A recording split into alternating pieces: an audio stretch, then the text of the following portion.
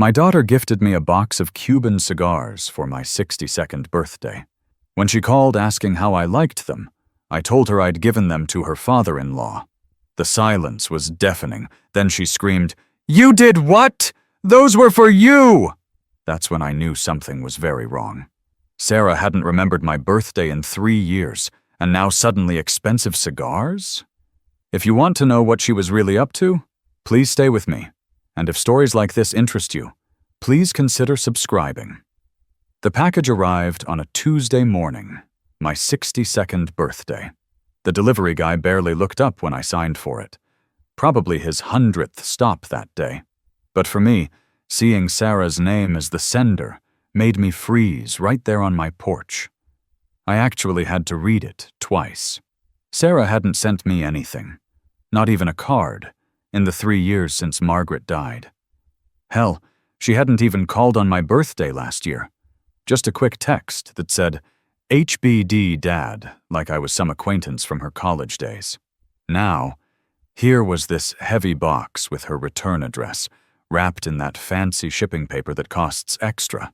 I stood there holding that package, and suddenly I was remembering Sarah, at 7 years old, saving her allowance for 3 months to buy me a coffee mug that said, "World's Best Dad."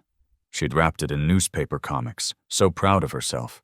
That little girl used to wait by the window for me to come home from work, would run out barefoot even in winter just to hug me first.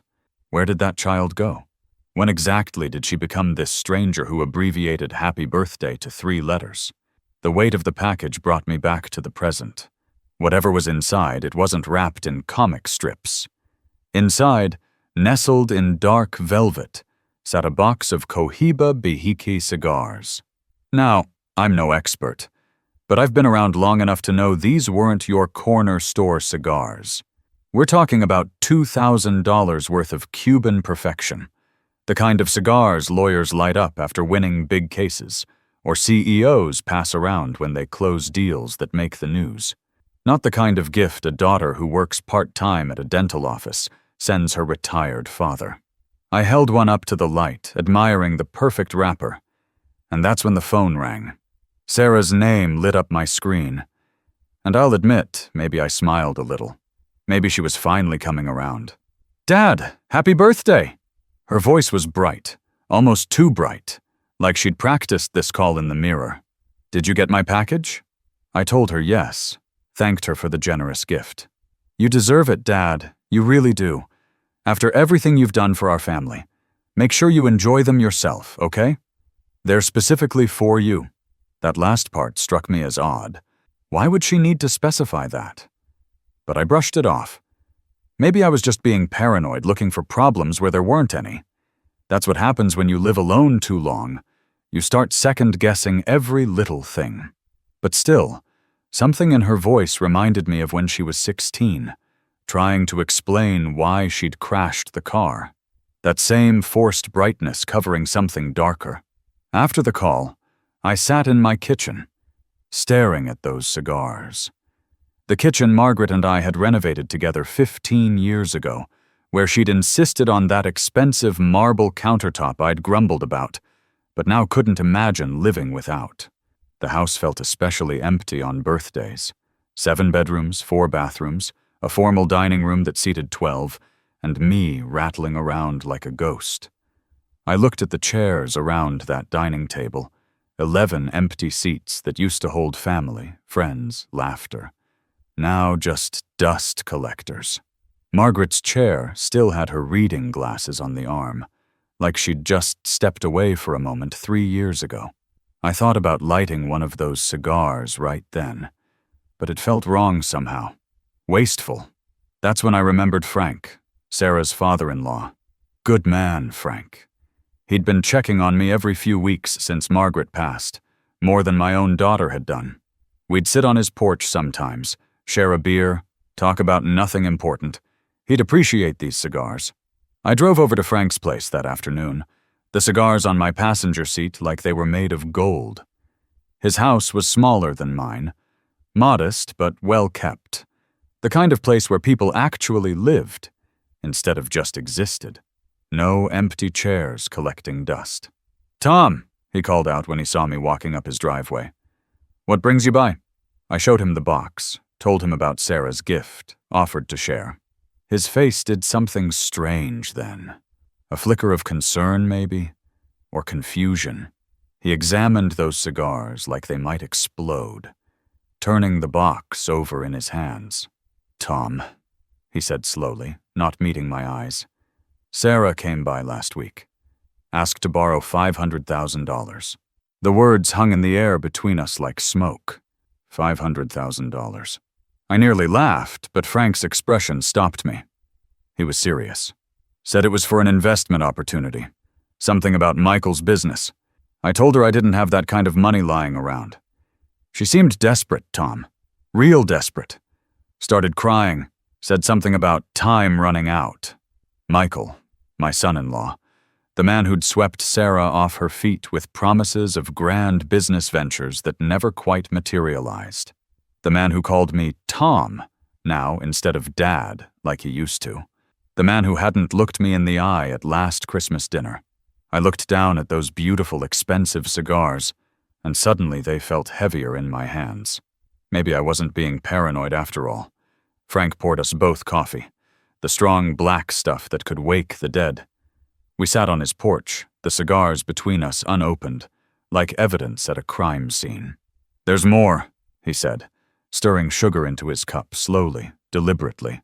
"Sarah and Michael have been looking at properties near that new resort development. Big houses, Tom. $1-million houses. The realtor's a friend of mine. Mentioned they were pre-approved for a loan that made no sense given what I know about their finances. I knew the development he meant, about 40 minutes north, where tech money was turning farmland into golf courses. How would they afford that? I asked, though I had a sinking feeling I already knew the answer. Frank just shrugged, but his eyes told me everything. They were planning something. And those cigars, that birthday gift after years of silence, was just the opening move.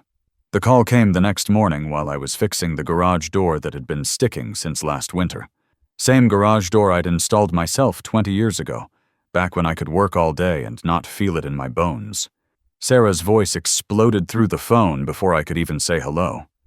"Dad, how could you give away those cigars? They were specifically for you." They had... Never mind. Just never mind. She hung up before I could respond. I stood there in my garage, wrench still in my hand, grease under my fingernails, trying to make sense of her rage. In 35 years of being her father, I'd heard her angry plenty of times. But this was different. This was panic dressed up as anger. This was fear.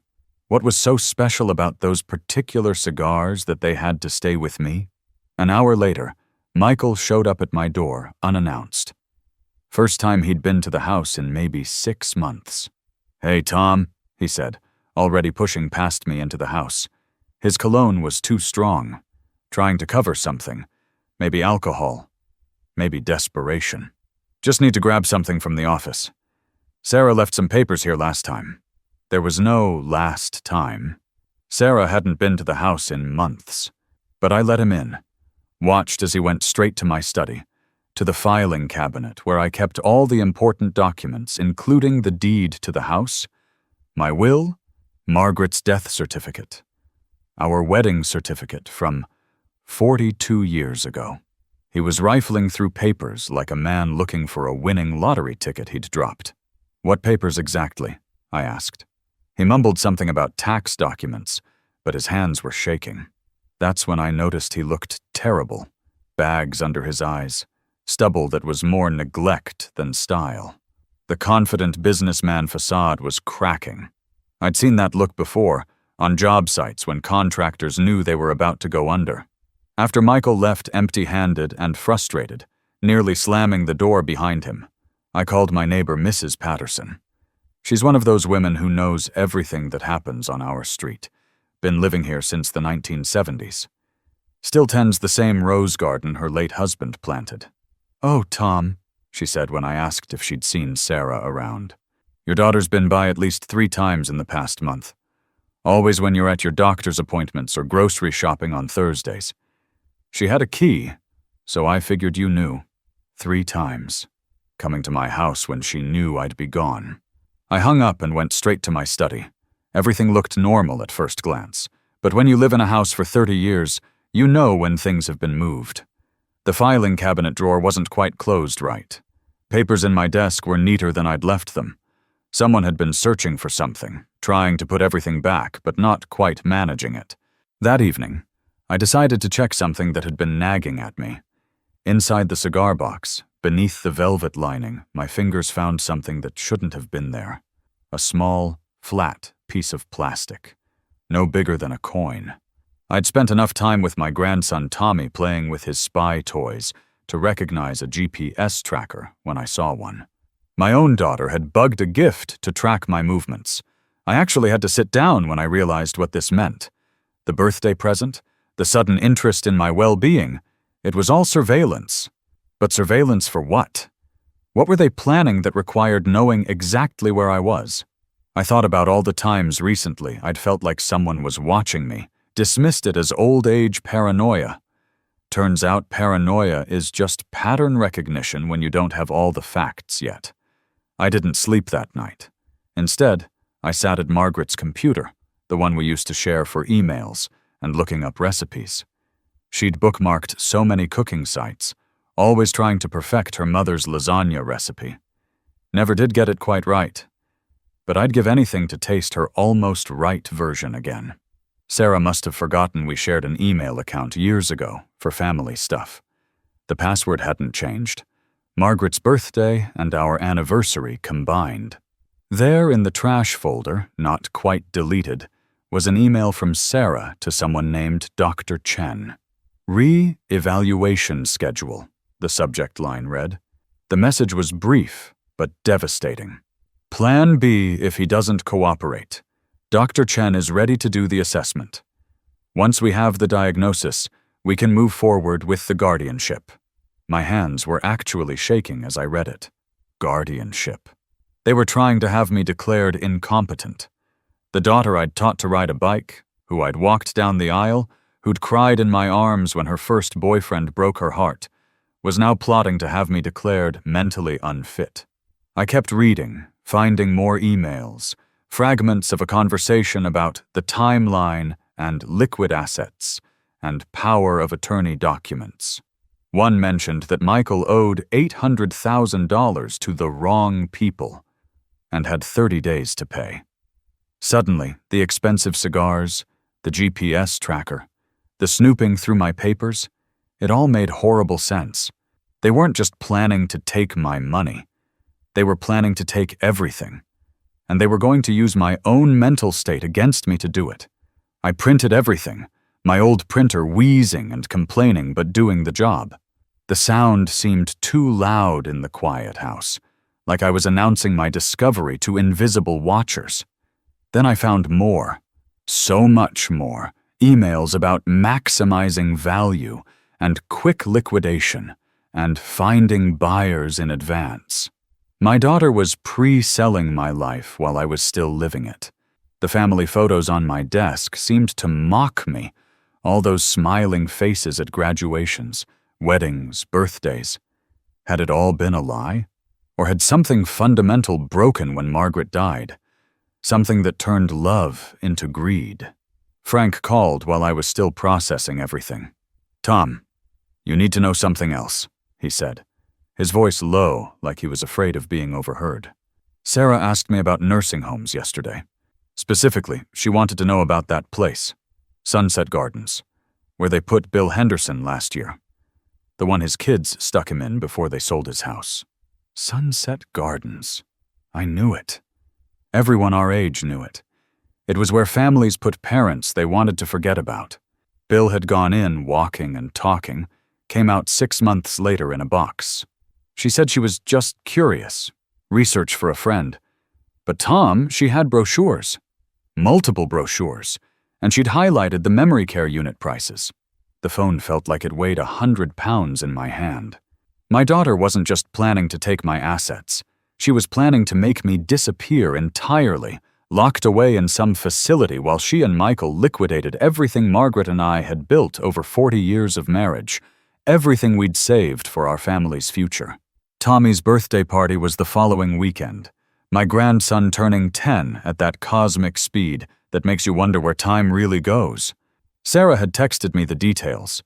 Not called, just a message with an address and time like I was the plumber coming to fix a leak. But I went anyway because Tommy's a good kid, and it wasn't his fault his parents were whatever they were becoming. The party was at one of those pizza places where kids run wild and parents drink overpriced beer. I brought Tommy a model airplane kit, the kind you actually have to build with your hands, not just snap together. The same kind my father had given me when I turned 10, back when building something meant something. He hugged me tight when he saw it, and for a moment everything felt normal. Then he said something that changed everything. Mom says you won't be around much longer anyway, so I should enjoy today. Just like that, casual as commenting on the weather, this 10-year-old boy had revealed more than all my snooping had. I kept my face neutral, ruffled his hair, told him I wasn't going anywhere. But inside, I was calculating.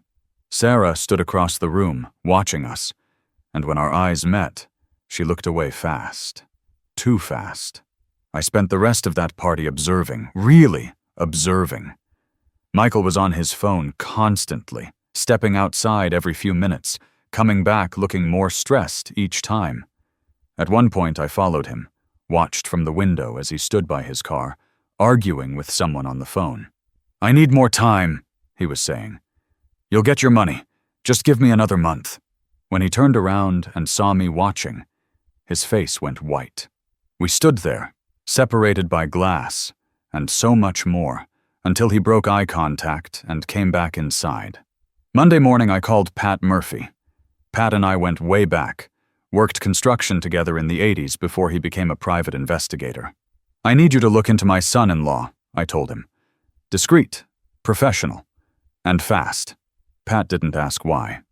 Good investigators never do. 3 days later, he called me back. "Tom, you sitting down? Michael owes $800,000 to some very unpleasant people.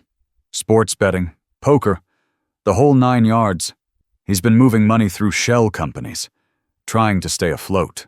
The kind of people he owes? They don't send polite reminders. I followed him yesterday, Tom. He met with 2 men in a parking garage downtown. Big guys, the kind who break things professionally. Michael was crying by the end of it. $800,000. Suddenly, Sarah's desperation made sense. But knowing the why didn't make the what any easier to swallow. Pat had more. "Your daughter's been busy too. She visited Sunset Gardens 3 times last month. Had a tour, filled out preliminary paperwork. Tom, she listed you as the prospective resident." I stared at the old coffee maker Margaret and I had bought 20 years ago. Still working. Still making the same bitter brew she used to complain about, but never wanted to replace. My daughter was shopping for my prison while I was fixing her childhood bicycle in the garage just last month. The pink one I'd taught her to ride. "There's more," Pat continued. "The admission forms? They have your signature. Except you never signed them, did you?" I hadn't. Of course I hadn't. My own daughter had forged my signature to lock me away. That afternoon I decided to see Sunset Gardens for myself. Told them I was looking for a place for my brother. The smell hit you first. Disinfectant trying to cover something worse. The receptionist was all fake smiles and rehearsed sympathy. The residents sat in wheelchairs along the hallway like abandoned cars, some talking to people who weren't there, others just staring at nothing. The memory care unit Sarah had highlighted was essentially a locked ward. No visitors without approval, no phone calls without supervision. One man kept asking everyone who passed when his son was coming. "Tomorrow," the nurses would say. Always tomorrow. I left that place feeling like I'd seen my own future if I didn't act fast. That afternoon I went through the house more carefully, looking for what else had been disturbed. In the desk drawer where I kept Margaret's jewelry, the one Sarah must have thought had valuable pieces, I found something interesting. A business card for Dr. Elena Chen, geriatric psychiatrist, specializing in competency evaluations. The card had notes on the back in Sarah's handwriting. Tuesday, 2 p.m., assessment appointment scheduled. Tuesday. Tomorrow. They had scheduled an appointment to have me evaluated without my knowledge. I actually laughed out loud at that one. Bitter and short. How exactly were they planning to get me there? Tell me we were going for ice cream? I started documenting everything. The old Polaroid camera Margaret loved still had film in it, so I photographed the forged documents, the business card, everything. Old habits from my construction days kicked in. You always document before you demolish, and something was definitely about to be demolished here. I also went to the bank, just to check. The teller, young kid named Marcus, who always called me Mr. Tom, looked uncomfortable when I asked about recent activity. There have been some inquiries about your accounts, he said carefully. Someone claiming to be your daughter, asking about power of attorney requirements. She wanted to know how quickly assets could be transferred with proper documentation. I thanked Marcus, slipped him $20 for his honesty, and left with copies of everything. That evening, while I was organizing all this evidence in the basement workshop where I used to build furniture, my phone rang. Harold Walsh, my lawyer for the past 30 years, sounded concerned. Tom, I just got the strangest call. Someone asking about your mental capacity, whether you'd ever had any evaluations done. They said they were calling on behalf of your family, worried about your well-being. Harold had handled Margaret's estate, our wills, everything. He knew me better than most. Tom, in all my years practicing law, I've seen this before. Someone's trying to build a case for guardianship. You need to be very careful. Careful. I looked around my workshop. Tools all organized exactly how I'd kept them for decades, each one in its place, everything logical and ordered. The rocking chair I'd built for Margaret when Sarah was born sat in the corner, still solid after 35 years. If anyone was losing their mind here, it wasn't me. Harold came by the next morning with a box of documents and a face that meant business. We sat in my living room, the one Margaret had redecorated 3 times before she was satisfied, and he laid out the truth like a surgeon showing you exactly where the cancer had spread. 3 years ago, when Margaret was sick, you signed a power of attorney so Sarah could handle things while you were at the hospital. Remember? I did remember. Those awful weeks when Margaret was fading and I couldn't leave her side. Sarah had been so helpful then, so caring, bringing me coffee, handling the bills, making sure I ate. That POA was supposed to be temporary, Harold continued, but it was never officially revoked. Technically, Sarah still has certain powers over your affairs. The room felt smaller suddenly, like the walls were closing in. Harold wasn't done. The house is worth $12 million now, Tom. The market in this area has exploded. Your construction company assets, even in retirement, are worth another $3 million. Add in savings, investments, Margaret's life insurance that you never touched. We're talking about close to $20 million. $20 million. I'd never thought of it in those terms. It was just our house, our savings, our life built over 40 years of work. But to Sarah and Michael, drowning in debt with violent creditors circling, it must have looked like salvation, if they could just get me out of the way. There's a legal process for guardianship, Harold explained, pulling out his reading glasses, the same pair he'd worn to Margaret's funeral. They'd need to prove mental incompetence. That's where this Dr. Chen comes in. One diagnosis of dementia or significant cognitive decline, and they could petition the court. With the existing POA and a doctor's evaluation, they'd have a strong case. I thought about all those times recently when Sarah had asked about my memory, whether I was forgetting things, if I needed help managing bills. She'd been building a narrative, creating a paper trail of a concerned daughter worried about her aging father.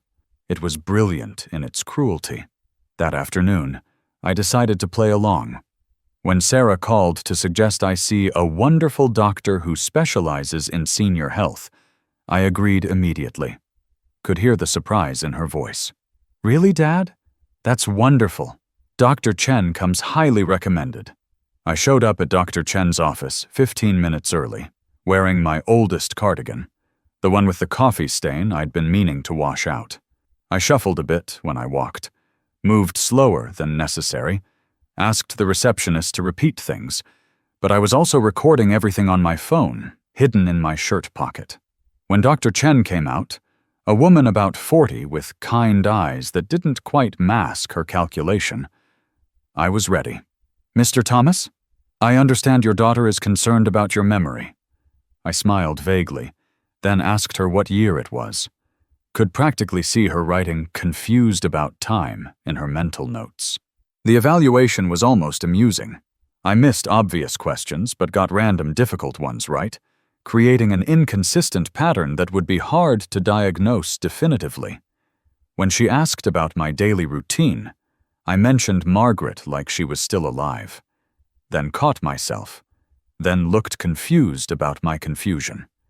It was exhausting, maintaining that level of calculated deterioration, but necessary.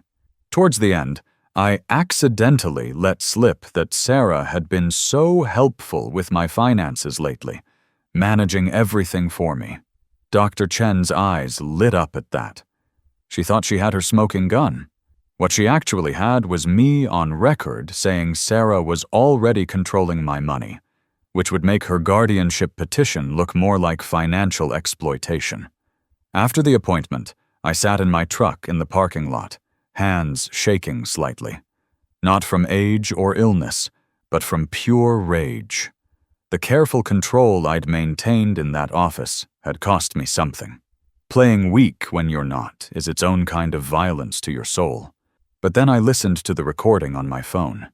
Dr. Chen had said things, suggested things, that no ethical doctor would say. "Your daughter is very concerned about protecting your assets," she'd said. "Sometimes families need to make hard decisions for everyone's benefit." She'd essentially coached me on what symptoms to display for a dementia diagnosis. I had her. I drove to Frank's house, needing to talk to someone who'd understand. Frank was in his garage, working on an old lawnmower that probably hadn't run since the 90s. "How'd it go?" he asked without looking up. I told him everything. The evaluation, the $20 million motive, the POA trap from 3 years ago. Frank listened, then walked to his workbench and pulled out an old shoebox. "I've been recording every conversation with Sarah for the past month," he said quietly. "She slipped up, Tom. Started asking about my finances, too, whether I'd consider a reverse mortgage if I had life insurance. She mentioned you constantly, how worried she was, how you were declining. But last week, she said something interesting. She told me that once you were taken care of, she and Michael could finally pay off his debts and start fresh. She used those exact words, Tom. Taken care of." Frank handed me the box full of tiny recordings, each one labeled with dates and times. "She tried to borrow against my house, too. Forged my signature on a loan application. The only reason it didn't go through is the bank called to verify and got me instead of her." We stood there in Frank's garage, 2 old men surrounded by broken machines we could fix, and broken families we couldn't, holding evidence of our children's betrayal. "Tom," Frank said after a long silence, "I think it's time we stop playing defense." He was right. Sarah and Michael had made their moves. Now it was our turn. Frank and I sat in his kitchen that evening, the recordings spread between us like evidence in a murder trial, which in a way, they were. The murder of trust, of family, of everything I thought I knew about my daughter. "We need more than just these recordings," Frank said, pouring us both whiskey from a bottle he'd been saving since his wife died 5 years ago. "We need a plan that turns their own scheme against them." That's when I told him about Harold, about the POA situation, about playing confused for Dr. Chen. Frank actually smiled at that last part. "You sly old bastard," he said with something like admiration. "But we need to be smarter. They're desperate, and desperate people do stupid things." The next morning, Harold arrived with reinforcements. Pat Murphy was with him, carrying a briefcase that looked like it had seen better decades. We gathered in my dining room, the one with 12 chairs where only one ever got used anymore. I looked at those empty chairs and remembered Thanksgivings when they were all full. Sarah helping Margaret in the kitchen. Michael carving the turkey like he belonged here. When did it all go wrong? Harold spread out documents, pulling me back to the present. Pat had done more digging. Michael's in deeper than we thought. The people he owes money to have given him an ultimatum. 30 days to pay, or they start taking payment in other ways. That's why the timeline is so aggressive. Harold nodded, pulling out legal documents. Here's what we do. First, Tom, you transfer all major assets into an irrevocable trust immediately. Not tomorrow, not next week, today. Once it's in the trust, even with guardianship, they can't touch it. I signed where Harold pointed, my hand steady despite everything. Each signature felt like building a wall between my family's legacy and the vultures circling it. The beneficiary? Harold asked. Tommy, I said without hesitation. Everything goes to Tommy when he turns 18, with Frank as trustee if something happens to me. Frank looked surprised, but nodded. The boy was the only innocent in all this. While we worked, Pat set up cameras in my house. Tiny things you'd never notice unless you knew where to look. If they come snooping again, we'll have them on video, he explained. And Tom, I want you to start documenting everything. Every conversation, every visit, everything. 3 days later, Tommy showed up at my door alone. Mom dropped me off, he said, looking uncomfortable. Said I should spend the afternoon with you while she runs errands. I knew immediately something was off. Sarah never just dropped Tommy off. We went to the garage where I was restoring an old chest of drawers, Margaret's first furniture purchase when we got married. She'd found it at a yard sale, painted it yellow, said it would be perfect for our future baby's room. 35 years later, here it was, waiting for another restoration. Tommy watched me work for a while, then pulled something from his pocket. A USB drive. Grandpa, he said quietly, I recorded Mom and Dad talking about you. They don't know I heard. My hands stilled on the sandpaper. This 10-year-old boy had more courage than most adults I knew. We went inside and I plugged the USB into my old laptop. Tommy's voice came through first, explaining he'd left his tablet recording in the living room while his parents thought he was in bed. Then Sarah's voice, clear as day. Once we get him declared incompetent, we can sell the house immediately. The buyer's already interested. 15 million cash. Michael's response was equally damning. The old man won't even know what hit him. By the time he figures it out, he'll be drooling in Sunset Gardens. They laughed. They actually laughed about putting me in a home. But then came something worse. Sarah's voice again. I feel bad about Tommy, though. He really loves his grandfather. Michael's response. He'll get over it. Kids forget fast. Besides, once we have the money, we can give him everything he wants. Tommy was crying quietly beside me. I don't want things, Grandpa. I want you. You're the only one who actually talks to me, who builds things with me. I hugged that boy tight and promised him I wasn't going anywhere. That evening, Harold called with news. Dr. Chen's report is interesting. She says you show signs of confusion and possible early dementia, but she also notes that you seem to be managing your affairs independently. It's not enough for immediate guardianship. They'd need more evidence. Good. My performance had worked exactly as planned. There's something else, Harold continued. I did some checking on Dr. Chen. She's been disciplined twice by the medical board for questionable diagnoses in guardianship cases. Always with wealthy elderly patients, always resulting in family members gaining control of assets. She's basically a hired gun. And Tom, I've got the recording you made. She violated about 6 different ethical guidelines in that evaluation. We can bury her with this. Frank came by that night with more recordings and something else. Tom, I hired my own lawyer today. Sarah forged my signature on loan documents. That's federal fraud. I'm pressing charges. I stared at him, shocked. She's my daughter too, in a way, Frank said sadly. Was supposed to be, anyway. But what she's doing to you, what she tried to do to me, It's criminal. Maybe facing real consequences will wake her up. Or maybe it'll just stop her from doing this to someone else's father. We sat on my porch, looking at the garden Margaret and I had planted 20 years ago, now overgrown and wild. The tomato plants she'd babied every summer had reseeded themselves, growing wild and untended. Everything we'd built was either dying or trying to destroy us. But we weren't going down without a fight. Tomorrow, Sarah had arranged what she called a family meeting at her house. She'd invited distant relatives, probably to build consensus for her guardianship petition. What she didn't know was that we'd be ready. Harold had prepared documents, Pat had evidence, Frank had recordings, and I had Tommy's USB.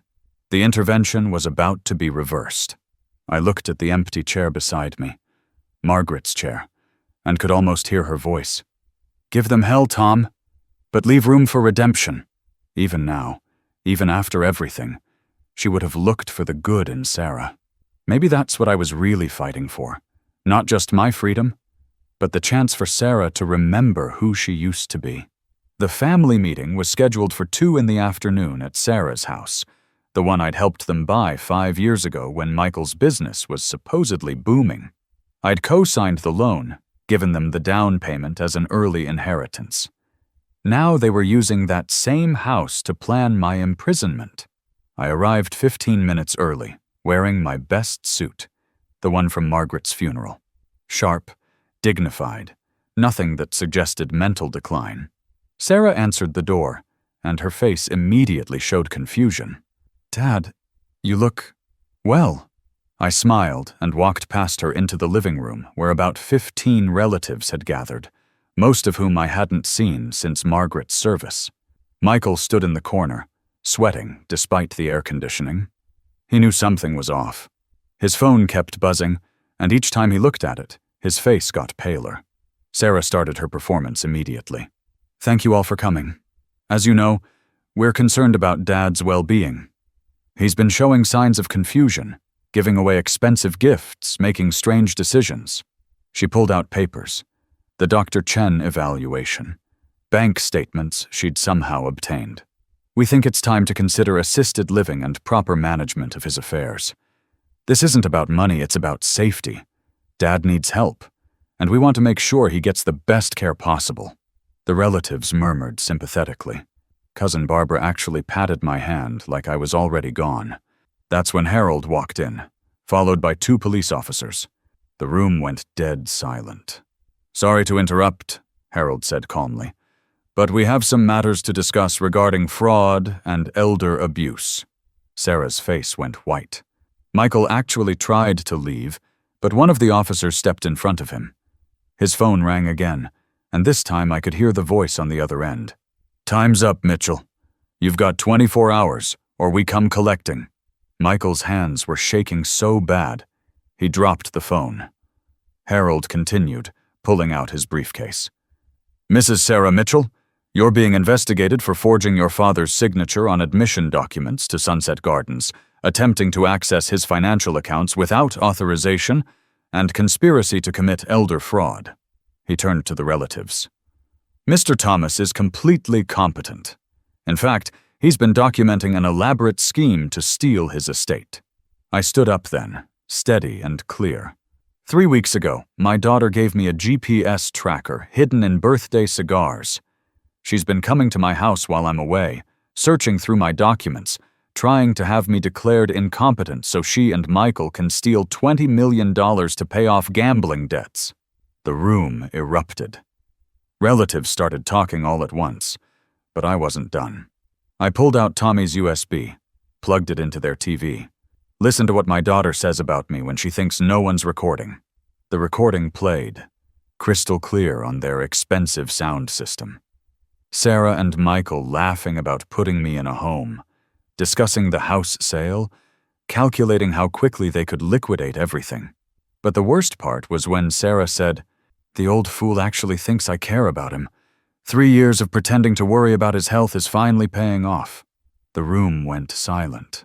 Cousin Barbara's hand fell away from mine like I was contagious with truth. Sarah was crying now, but they weren't tears of shame. They were tears of rage at being caught. "You don't understand," she screamed. "They'll kill Michael if we don't pay. They said they'd hurt Tommy." Finally, the truth. Or at least part of it. Michael collapsed into a chair, head in his hands. I didn't mean for it to go this far. It was just supposed to be a few bets, but I kept losing. And the interest kept growing. They came to my office, Tom. They knew where Tommy went to school. They knew everything. For a moment, I felt something almost like pity. Then I remembered them laughing about putting me in Sunset Gardens, and the pity evaporated. One of the officers stepped forward. "Mr. Mitchell, we need you to come with us. There's a warrant for your arrest on fraud charges." Frank had followed through on his threat. As they cuffed Michael, he looked at me with something like relief. Maybe being arrested was better than dealing with his creditors. But then he said something that chilled me. "Tom, they said if I don't pay, they'll come after family assets anyway. They know about your house, your accounts. These aren't normal creditors.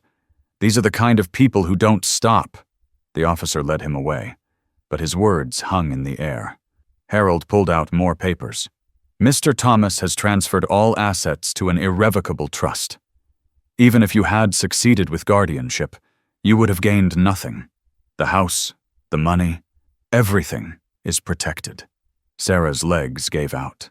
She sat on her expensive couch in her expensive house that would probably be seized to pay Michael's debts, and finally understood she'd lost everything.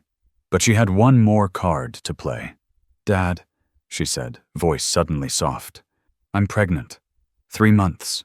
Do you really want your grandchild's father in prison? Do you want this baby born while Michael's behind bars?" Tommy appeared in the doorway then, having heard the commotion from his room. He looked at his parents, then at me, and made his choice. He walked over and took my hand. "Grandpa, is it true? Were they really going to put you in that place?" I nodded, not trusting my voice. Tommy turned to his mother. "How could you? Grandpa is the only one who cares about me. You're always too busy.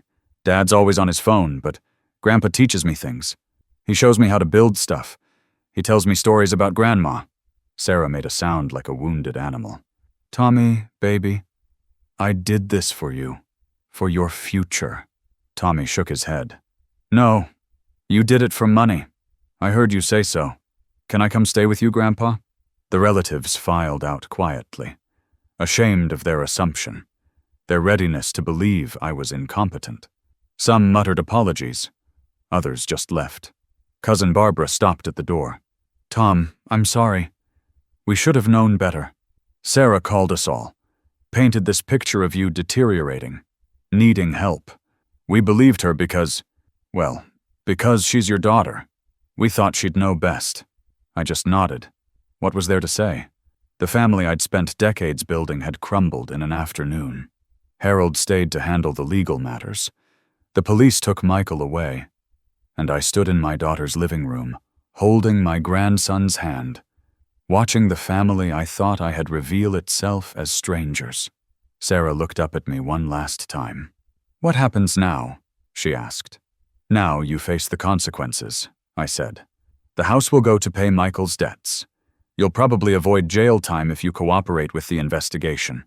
And Tommy stays with me until you figure out how to be the person your mother would have wanted you to be." I turned to leave, then stopped. "Oh, and Sarah? Those cigars you gave me, I enjoyed them very much, with Frank. Every single one. It was petty, but sometimes petty is all you have left." 6 months have passed since that afternoon at Sarah's house. I'm sitting on my porch now, watching Tommy help Frank with his garden next door.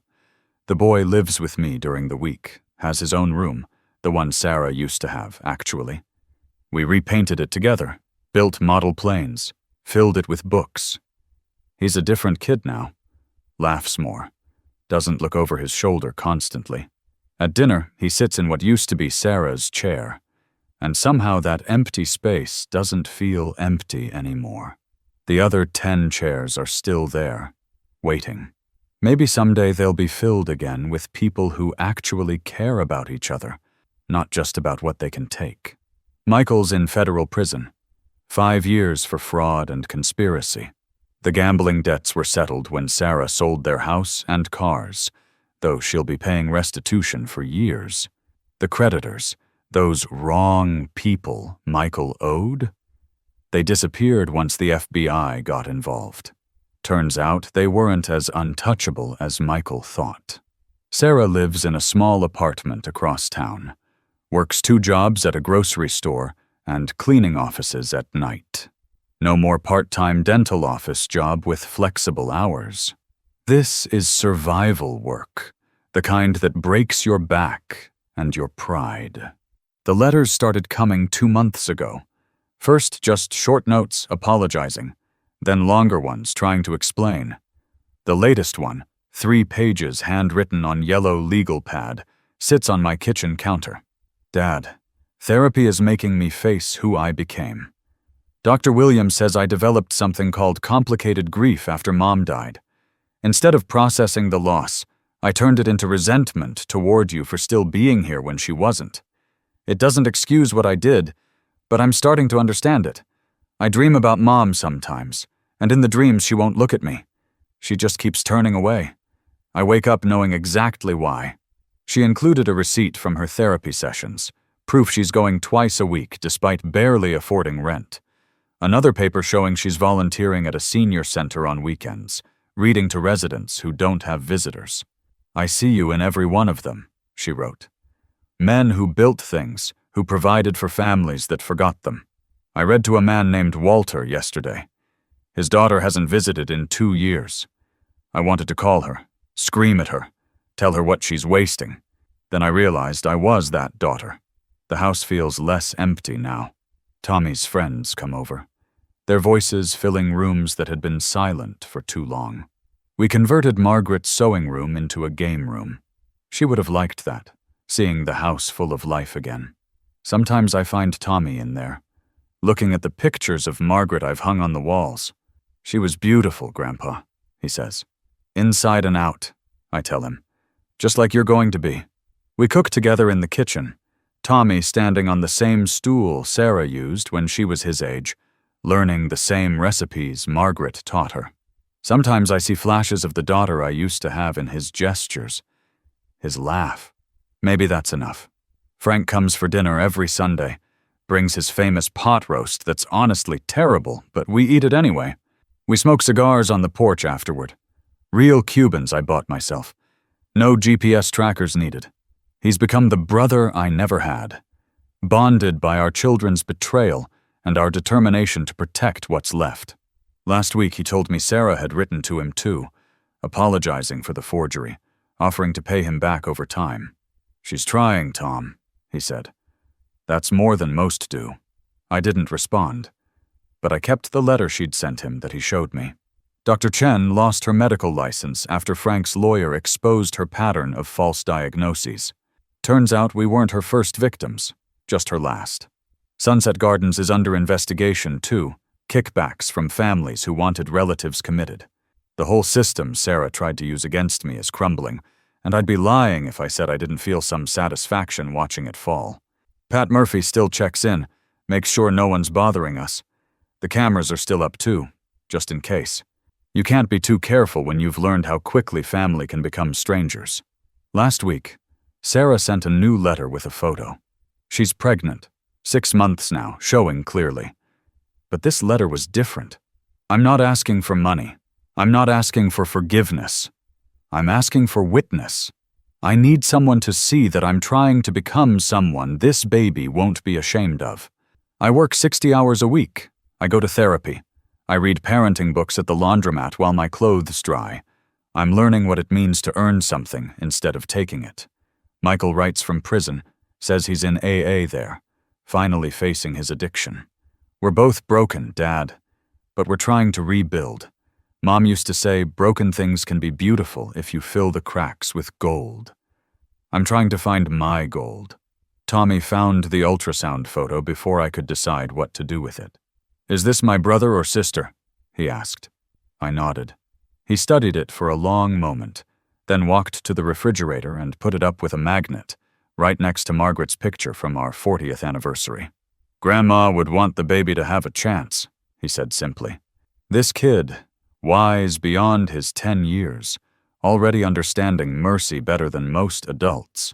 The 2 photos sit there now, side by side, the past and the future, loss and possibility. Margaret's smile watching over a grandchild she'll never meet, but somehow still protects.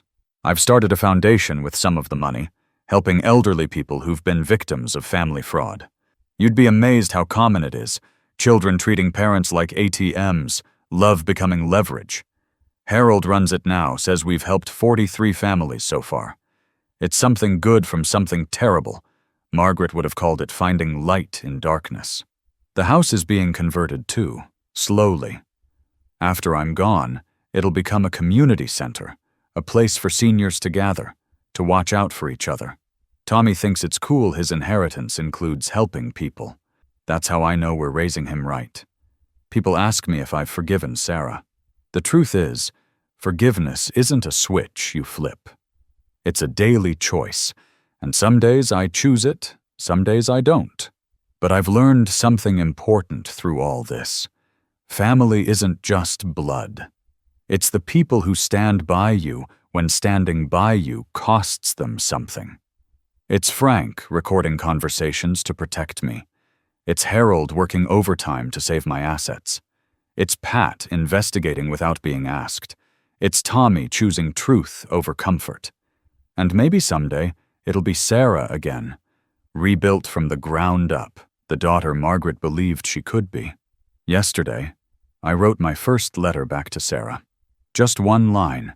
Send me the ultrasound from your next appointment. It's not forgiveness, not yet, but it's a start. Tommy saw me mail it, smiled like he knew something I didn't. Maybe he does. Kids see hope, where adults see history. Tonight, I stand in my kitchen, looking at those 2 photos on the refrigerator. Margaret at 40, radiant and laughing. Her future grandchild in black and white, waiting to be born. The space between them feels like a bridge I'm not ready to cross, but maybe, just maybe, I'm starting to build it. Thank you for listening to my story.